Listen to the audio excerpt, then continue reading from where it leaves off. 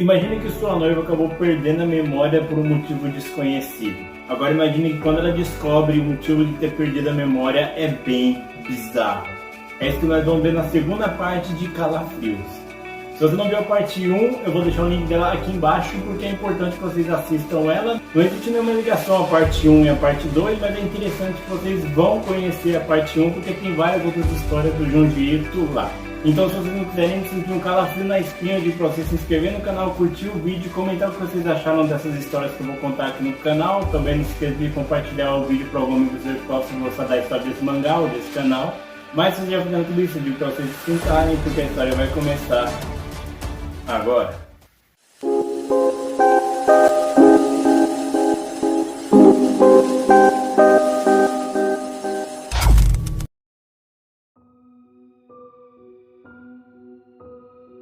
A história começa com um pintor chamado Mori. Ele é um pintor bastante famoso, ele está numa exposição mostrando os quadros que ele desenhou, tem várias pessoas ali elogiando o trabalho dele, várias garotas meio que jogando o charme pra cima dele, essas coisas. Quando ele repara que tem uma garota ali que não tá dando tanta bola pro novo quadro dele, tá admirando outro quadro ali. Por ela ser bastante bonita, ele se aproxima e começa a perguntar o que ela achou daqueles quadros. E ela fala que achou o quadro muito bonito, só que a modelo que ele usou para fazer aquele quadro tem uma cara de ser meio sonsa. Obviamente isso é um baque para ele, porque entre tantos elogios ouvir uma crítica, de fato é uma coisa bem, chocante. No outro dia ele está pintando um novo quadro com a modelo dele, a Nana, e ele repara que depois que aquela mulher falou isso, ele começou de fato a pensar um pouco que a Nana tem realmente uma cara de ser meio sonsa. Só que ele acaba falando que na verdade ele só está pensando em outras coisas, mas que na verdade ela é uma modelo muito bonita. Nesse momento, aquela mulher ali aparece começando a dar risadas do que ele disse. E ela pergunta se ele não tinha dito que ia se livrar daquela garota e substituir ela no lugar da Nana. A Nana, ela acha isso um absurdo, então ela vai embora e aquela mulher acaba pedindo para ele pintar um quadro dela. E o nome dessa mulher é Tomi. Enquanto o Mori começa a pintar um quadro da Tomi, eles começam a conversar. Primeiramente, ele pergunta como que ela encontrou a casa dele e ela fala que a casa dele é a mais bonita do bairro, então foi relativamente fácil. Conforme eles vão conversando, ele vê que ela se acha muito, ela acha que ela é a mais bonita, nenhuma garota chega aos pés dela. E ele pergunta se ela se acha tão bonita assim, porque ela não vira uma modelo fotográfica e várias pessoas tirariam fotos dela e ficaria bastante bonita. Só que ela fala que ela não gosta tanto de fotos, porque as fotos não conseguem capturar nem um décimo da beleza dela. Depois de muita conversa, ele termina o quadro e mostra para ela. Embora o quadro tenha ficado tecnicamente perfeito, ela começa a dar risada e ela fala que aquilo não captou nada da essência dela, ele não conseguiu passar a beleza que ela tem para aquele quadro. Ele fica bastante abalado com isso, porque o quadro está perfeito, ele não consegue entender o que ela viu de tão errado naquele quadro. No outro dia ele pede desculpas para Nana, tenta se acertar com ela, só que mesmo assim ele ainda está com aquele negócio na cabeça, que agora ele não sabe mais o que tem de errado naquele quadro, então ele acha que ele só vai conseguir ter um pouco de paz se ele conseguir pintar a Tomi novamente. Só que não importa quantas vezes ele tente, os quadros sempre saem de uma maneira que ele não gosta. Por conta disso, ele acabou meio que entrando na bebida e um dia quando ele está num bar, ele encontra o amigo dele da faculdade, o Masuda. O Masuda estranha ele com toda a fama, todo o prestígio que ele tem tendo naquela situação. E enquanto eles estão conversando, ele fala que um dos garotos que meio que era o rival do Mori na faculdade, o Iwata, ele tá fazendo esculturas de uma modelo bastante bonita e que até mesmo fotografou essa garota. Quando ele mostra a foto do Iwata com essa garota, o Mori percebe que é justamente a Tomiya. Só que ele fala que a câmera deve ter dado algum problema porque parece que a Tomiya está com dois rostos, um humano e um totalmente diabólico.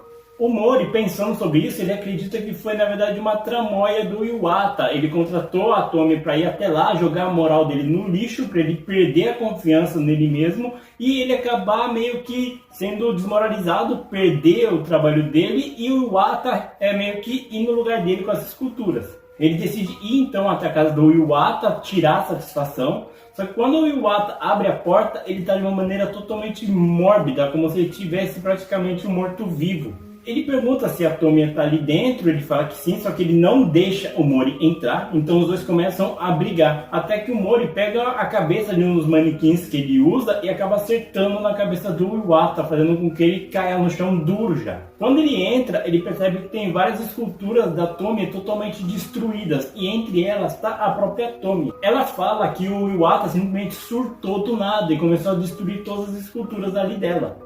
O Mori fala que tá tudo bem agora, ele vai levar ela para casa dele e eles vão ficar bem, ele vai fazer um quadro bonito que vai captar 100% da beleza da Tomi. Ele faz isso, só que quando ele chega na casa dele, ele termina o quadro, ele fez um quadro totalmente grotesco da Tomi, com o rosto dela normal e um rosto demoníaco. A Tomi, obviamente, ela fica horrorizada com isso e ela começa a falar que ele não tem talento, que ele nunca vai ser ninguém na vida. E essas coisas começam a ofender ele. O Mori então ele surta e ele começa a estrangular a Tomi. E ele não só mata ela estrangulada, como ele também mutila o corpo dela. O problema é que ele comenta que depois que ele fez isso, é como se todas as partes que desmembrou da Tomi começassem a sair pequenos clones da Tomi, como se ela fosse uma estrela do mar, que você arranca um pedaço e desse pedaço que arrancou nasce outra estrela do mar. Ele fala que ele não ficou ali por muito tempo para ver a evolução dessa coisa bizarra, porque ele acabou fugindo de lá. E ele também não vai viver o suficiente para ver isso acontecer, porque ele já está bem debilitado e provavelmente ele não vai durar tanto tempo assim, viu?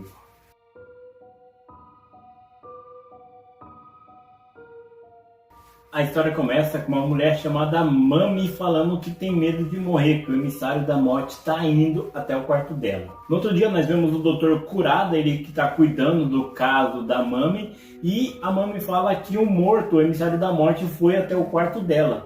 Só que ele fala que não tem nenhum emissário da morte, foi só o paciente do outro quarto que acabou passando ali e ela acabou confundindo ele. Só que ela fala que não é possível que seja um paciente qualquer, porque nenhum humano é daquela maneira. Depois disso, o Kuroda ele sai daquele quarto conversando com um dos médicos que estão ali com ele e ele começa a falar da situação da Mami.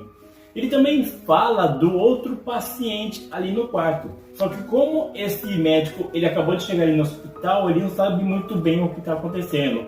Então o Kuroda começa a contar quem é esse paciente. O nome desse paciente é Tetsuro e ele chegou um dia ali no hospital se queixando de ter sonhos muito longos. Ele fala que o último sonho que ele teve um tempo relativo a mais ou menos 1 ano. Obviamente, no início, o Kuroda ele achou que era apenas uma piada, ele achou que o cara estava apenas tendo uma ilusão, uma sensação de ter um sonho muito longo. Só que mesmo assim, por via das dúvidas, ele decidiu internar o Tetsuro lá. Um dia, observando o Tetsuro, ele observou que ele tinha alguns estranhos espasmos durante o sono, e que até mesmo as ondas cerebrais indicavam que ele estava em um sono profundo. Depois disso ele decidiu acordar o Tetsuro e o Tetsuro nem sabia mais onde ele estava, até que o Kuroda teve que falar que ele estava no hospital. Só que o Tetsuro ele falava que parecia que conforme as noites que ele dormia, aumentava o tanto de sonho. Então se ele chegou lá com, por exemplo, 1 ano a cada sonho, era perigoso o sonho só ir se estendendo, 2 anos, 10 anos, 20 anos,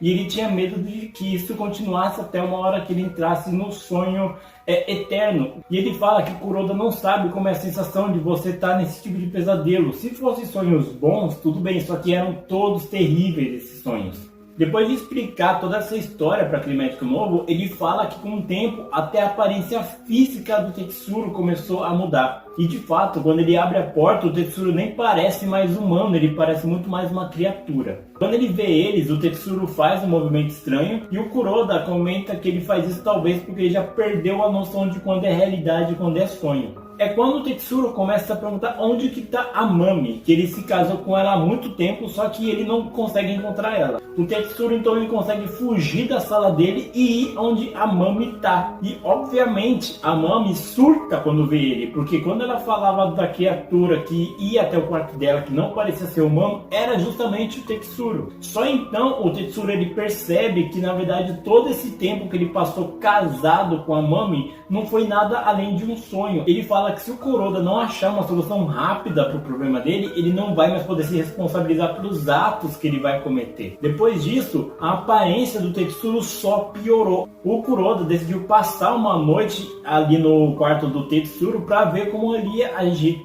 Só que ele acabou dormindo por um período, e quando ele acordou, parece que o corpo do Tetsuro meio que virou pó. Só que observando a cama do Tetsuro, o Kuroda encontrou estranhos cristais que ele não sabe dizer o que é, mas ele acredita que foi por causa desses cristais que o Tetsuro tinha aqueles sonhos longos. Só que para ele ter certeza, ele precisava de uma cobaia. Um tempo depois ele vai até o quarto da Mami e pergunta como que ela está se sentindo. Ela fala que está se sentindo bem melhor do que ela estava se sentindo anteriormente. E esse outro médico, ele até comenta que de fato a Mami está muito mais melhor. Ela está conversando mais, ela não está tendo aqueles surtos de pânico dela. E é quando o Kuroda comenta que ele pegou aqueles cristais e colocou na Mami. Por isso que ela está tão tranquila assim. Aquele médico ele fica louco, porque o Kuroda não pode simplesmente usar a Mami como um experimento científico, sendo que ele nem sabe o que vai acontecer com ela. Só que o Kuroda ele vê de outra maneira. Ele fala que se o maior medo da Mami é morrer, se ele fizesse dessa maneira, ela não iria morrer tecnicamente. A alma dela estaria 100% viva ainda. Só que aquele médico acha isso um absurdo, porque ele não pode brincar com a vida das pessoas assim. E a gente percebe que de fato o corpo da Mami já está sofrendo aquelas mesmas alterações do Tetsuro.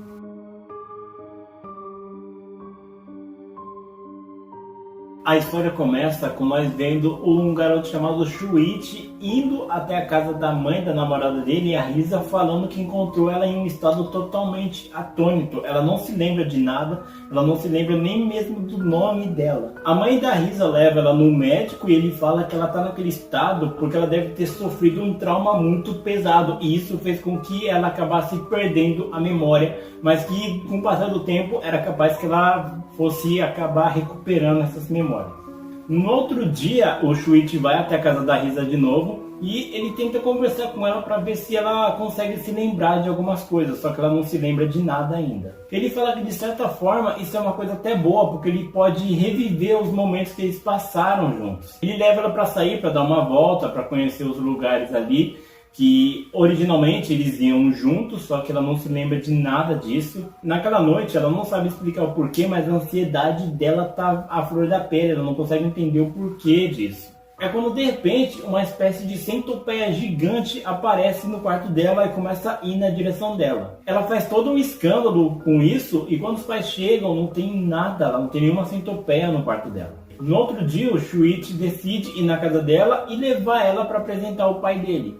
Quando ele chega na casa do Shuichi, o pai dele não responde, ele deve estar dormindo no quarto. Só que é quando de repente eles estão conversando e o pai dele sai de uma maneira um pouco estranha do quarto, meio andando, se arrastando de costas. Ele começa a falar coisas para ela de que ela é a nora dele e tal, e que é para ela cuidar do Shuichi assim que ele morrer. E só então a gente descobre que na verdade os dois estavam noivos, só que com essa situação dela ter perdido a memória, o Shuichi não sabia a hora de falar sobre isso com ela. É quando ela percebe que o pai do Shuichi está falando com umas vozes um pouco estranhas, só que ele fala que não é para ela perder tempo com um velho que já está praticamente morto ali. Depois disso, a Risa vai para casa e ela não sabe porque depois que ela foi na casa do pai do Shuichi, essa ansiedade dela piorou e ela não sabe o motivo disso. Talvez tenha alguma coisa a ver com a perda de memória dela. De repente, o Shuichi aparece desesperado na casa da Risa, falando que ela precisa ir na casa dele porque o pai dele está morrendo. Quando ela chega na casa dele, ela finalmente entende tudo o que está acontecendo. Na verdade, o pai dele tem meio que crânios dos antepassados deles presos na cabeça do pai do Shuichi. O Shuichi fala que ela viu o pai do Shuichi daquela maneira e isso fez ela perder a memória, porque ela ficou tão abalada, tão chocada com aquilo ali, que ela mesma acabou perdendo a memória, por isso que ela está naquele estado. E o pai do Shuichi fala que ele justamente trouxe ela para lá porque assim que o pai do Shuichi morresse, o Shuichi teria que colocar aquelas cabeças na cabeça dele para continuar a linhagem, porque aquilo manteria os antepassados deles vivos. E assim que o Shuichi morresse, não teria quem para ele passar essa linhagem adiante. Por isso ele precisava casar com a Risa para ter filhos e os filhos deles continuarem essa linhagem. Obviamente a Risa ela surta e ela começa a fugir de lá, e o Shuichi ele começa a ir atrás dela, só que de repente ele começa a ter uma dor de cabeça e fala que o pai dele morreu, e meio que todos aqueles crânios voltam para dentro do quarto. A Risa ela fica muito intrigada com o que está acontecendo e ela volta até lá, e ela percebe que dessa vez o Shuichi arrancou o escalpo da cabeça do pai dele e colocou nele, ou seja, agora ele está ligado com os antepassados. E depois de ver isso, ela fica totalmente em choque e ela acaba cedendo ali no chão. Ela não tem força nem mais para fugir. E os antepassados do Shuichi até comentam que isso é uma coisa boa, porque assim eles podem passar a linhagem adiante.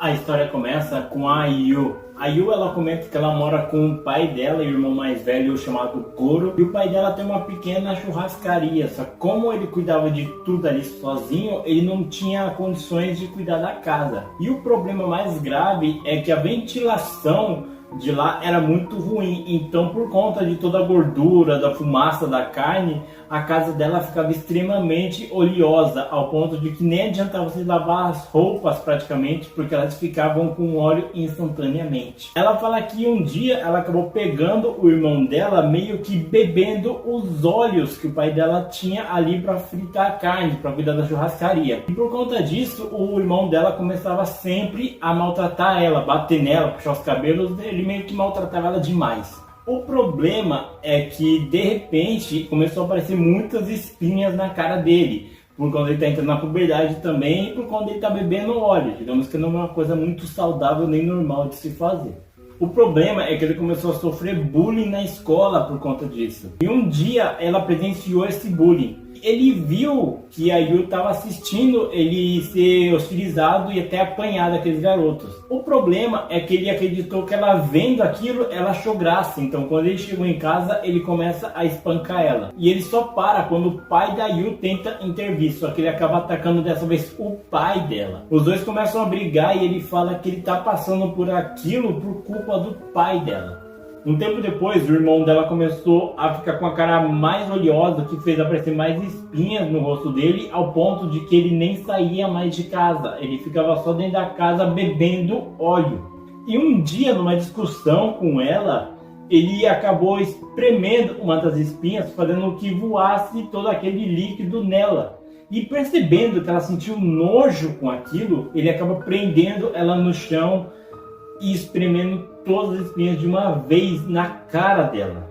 Obviamente ela entrou em desespero e começou a se debater. E é quando o Goro começa a enforcar ela, falando que vai matar ela. Ele só para porque o pai dele chega lá com uma frigideira e acaba batendo na cabeça do Goro, nocauteando ele. Um tempo depois, umas pessoas começam a ir na churrascaria do pai dela, só que se antes eles falavam que a carne não era muito boa, não tinha um gosto bom, era bem estranho ir lá, eles falam que agora a carne está com um gosto muito melhor. E por conta disso, várias pessoas começaram a ir até lá. E por algum motivo, a Ayu ela comenta que ela sempre teve um sonho meio estranho, que ela estava andando numa cidade perto do Monte Fuji, onde eles moravam. Só que de repente o Monte Fuji estourava, mas ele não saía lava, ele saía oleosidade de lá, o que fazia com que aquela cidade ficasse totalmente coberta de óleo. Só que um dia ela acordou no meio desse pesadelo e ela descobriu que o pai dela estava alimentando ela com óleo. Obviamente, ela fica revoltada e ele fala que só estava preocupado caso ela estivesse com fome. Só que ela fala que mesmo que ela estivesse morrendo de fome, ela jamais beberia óleo. O pai dela então se liga, você não gosta de óleo, né? Só então ela liga os pontos e pergunta se o pai dela está pensando em fazer a mesma coisa que fez com o Goro, só que com ela. Só que o pai dela fala para ela parar de besteira. O problema é que depois disso ela falou que dormir na casa dela era extremamente perigoso, tanto que ela já pegou várias vezes o pai dela espreitando para ver se ela estava dormindo. E um dia, nessas vigias obrigatórias dela, ela começou a ouvir o pai dela cortando alguma coisa na cozinha. Quando ela desce, ele estava cortando a própria perna que ele tinha amputado. E ela comenta que em vez de sair sangue da perna dele que ele havia amputado, saiu uma substância meio oleosa de cor bem marrom.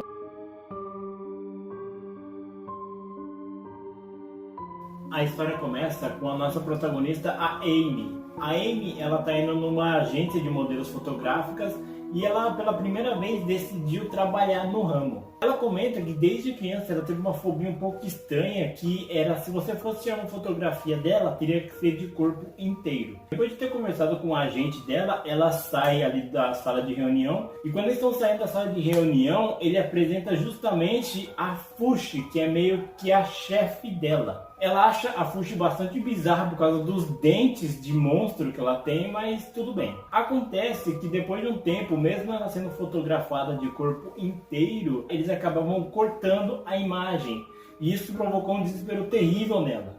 Ela ligou pro agente dela, só que ele falou que, não tem como fazer. Eles podem até fotografar ela de corpo inteiro, mas na hora de montar a revista, eles vão ter, obviamente, que limar algumas coisas. Naquele momento, a Amy, ela decidiu meio que tentar superar essa fobia. Então, naquele momento, ela começou a folhear algumas revistas para tentar se acostumar com a ideia de ter partes do corpo limada nas fotos. E é quando ela vê uma foto da Fushi com outros modelos. E ela se pergunta como diabos aquela mulher conseguiu se tornar uma modelo. Só que de alguma maneira a Fushi está ali no quarto com ela e ela fica incomodadíssima com esse comentário dela. No outro dia eles encontraram o corpo da Amy, só que ela não tinha nenhum dos braços nem as pernas. E que nenhuma dessas partes foi encontrada novamente. E é dessa maneira que acaba o mangá de Calafrios. Calafrios, seleção de contos favoritos do autor, é um mangá muito bom. Se você gosta de ler essas histórias no calor da madrugada, ouvindo uma música mais tranquila, quando você está absolutamente sozinho em casa, ou será que só eu que faço essa maluquice? Você vai gostar bastante desse mangá. Como eu havia dito na parte 1, cada final de episódio tem um comentário do Junji Ito mostrando como ele desenvolveu aquela história. Então, como eu havia dito, eu vou comentar cada história aqui para vocês, de onde ele teve a ideia. Do disco velho, ele comenta que teve a ideia de usar um disco bizarro para atormentar as pessoas, porque ele morou em uma região de Tóquio onde tinha uma loja de discos antigos e que ele volta e meia passava lá para ver os discos que estavam vendendo. E de lá ele acabou tendo a ideia para tirar esse disco bizarro que deixa as pessoas tão obcecadas por ele. O Calafrios, no caso, ele comenta que teve a ideia de fazer o mangá quando ele estava lendo sobre uma enciclopédia de animais que tem pequenos orifícios nas laterais do corpo que ajudam eles a respirar. Então ele decidiu meio que adaptar isso para o corpo humano. Como seria se o corpo humano tivesse buracos por onde ele pudesse respirar? E existe também, caso você não saiba, uma fobia de pessoas que têm pavor irracional de ver buracos ou imagens com muitos buracos, que é conhecido como tripofobia. Então acho que isso também deve ter colaborado para ele ter essa ideia. A modelo fotográfica, a Fushi, ele comenta que ele teve a ideia de desenvolver uma história com uma modelo bizarra quando ele estava folheando algumas revistas de modelos e ele viu uma mulher que, embora ela fosse bastante bonita, ela tinha um ar de que não era desse mundo, então ele decidiu trabalhar justamente uma modelo um pouco bizarra. Ele comenta que originalmente ele teve a ideia de fazer uma mulher meio tubarão, só que ele comenta que teve um problema no mar de Sato, onde tubarão atacou algumas pessoas que estavam na praia, então para evitar problemas ele decidiu descartar essa ideia. O Balões Enforcados, ele comenta que ele teve um pesadelo quando ele era criança com isso. Ele comenta que no pesadelo ele estava no aeroporto quando ele viu um boneco meio que feito de barro que voava num balão e que tentou laçar o pescoço dele. Ele também fala que certa vez ele teve uma ideia de cadáveres que eram levados por balões e onde quer que esses cadáveres iam voando, algo de ruim acontecia. Ele fala que é como se fosse uma premonição de uma tragédia, onde esses balões iam, coisas terríveis iriam acontecer.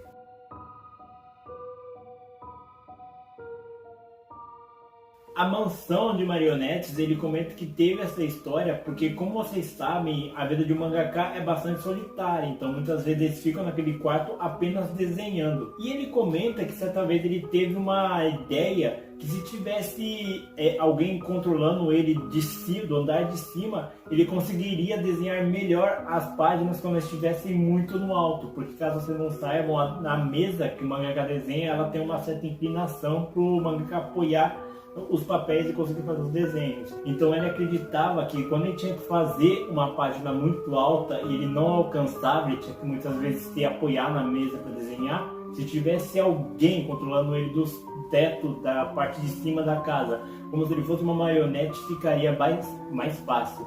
Então ele decidiu criar justamente uma história desta maneira. A história do pintor, vocês já viram eu contando essa história aqui, porque ela foi compilada nos 2 volumes da Tomie. Inclusive, se você não assistiu, eu vou deixar o link aqui na descrição. Porque assim, a Tomie, ela era uma serialização de vários episódios com a mesma personagem. Então, já que a Tomie, ela não gosta de tirar fotos, porque as fotos meio que mostram a versão fantasmagórica, demoníaca dela, ela procurava outros recursos para se endeusar, digamos assim.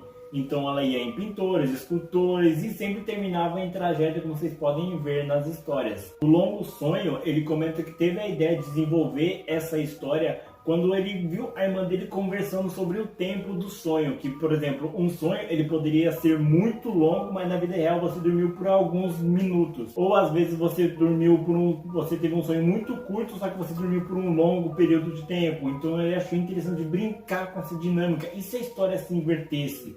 E se na verdade você dormisse por pouco tempo e no sonho se passassem anos, décadas? Então ele decidiu desenvolver a história dessa maneira. E na minha opinião, essa é uma das melhores histórias dessa edição de Junji Ito.